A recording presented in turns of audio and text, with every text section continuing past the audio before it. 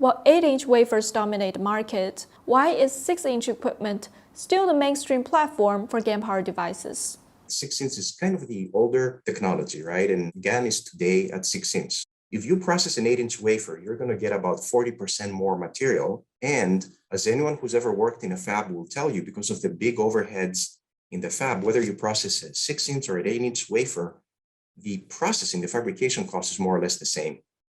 Okay, so if you're able to make the 8-inch epitaxy, right now, that's going to be a lot more complicated. You want uniform epitaxy, uniform thickness, uniform doping. You want those buffer layers to look good. So if you can do that 8-inch epitaxy at a reasonable cost and good quality, you're ready to move to 8-inch right away because you got the 8-inch silicon substrates that are commercially available. And what are you going to gain if you do that? Well, 40% more devices for the same cost. And if we assume that the cost of the 8-inch epitaxy per centimeter square is more or less the same as the cost of the 6-inch epitaxy per centimeter square, then you're going to get a little over 20% in cost. If you can make the 8-inch wafer with the epitaxy equal in cost to the 6-inch, then you're going to have a 40% reduction in cost. So really what's holding back the 8-inch is the buffer epitaxy. You want to get those buffer layers and those GaN layers to be of good quality to do the 8-inch. And of course, you're going to be majorly rewarded. It's really a one-way street.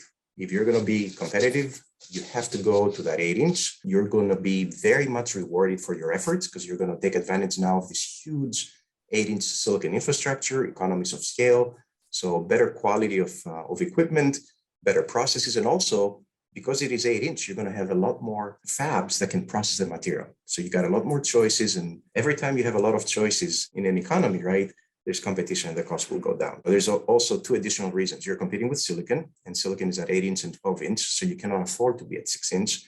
And you're also competing with silicon carbide, right? And silicon carbide has transitioned to 8-inch at a very small scale for one company, but 8-inch wafers in silicon carbide are coming. And then that would put GaN at a disadvantage, right? You don't want to fall behind if you're GaN to silicon carbide. So yes, 8-inch is definitely the way to go.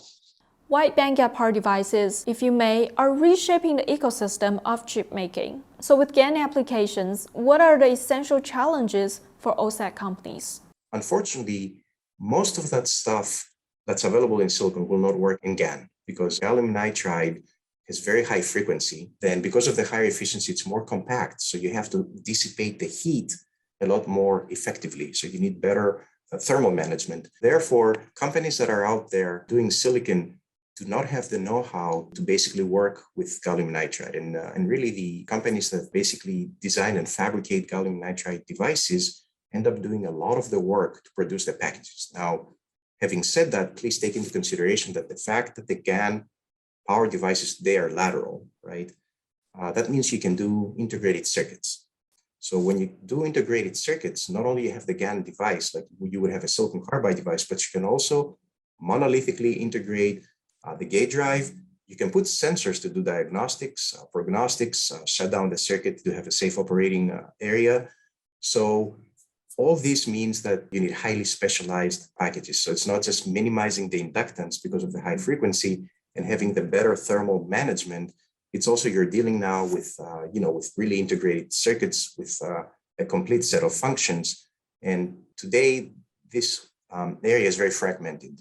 Every company that makes GaN devices has its own, packages and so on and so forth. Now, down the road, as it happens with every technology, things get more uniform.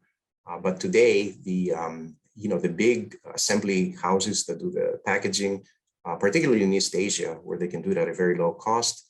For silicon, they're not in a position to do gallium nitride just yet. The know-how is not there, and there's the fragmentation. And also the testing itself. If you look at silicon power devices, it's low frequency. When you get to the frequencies where GaN is capable of, then you're really talking about RF testing. And RF testing, of course, is very different than what you do for the low frequency power devices. So that requires, a particular know-how.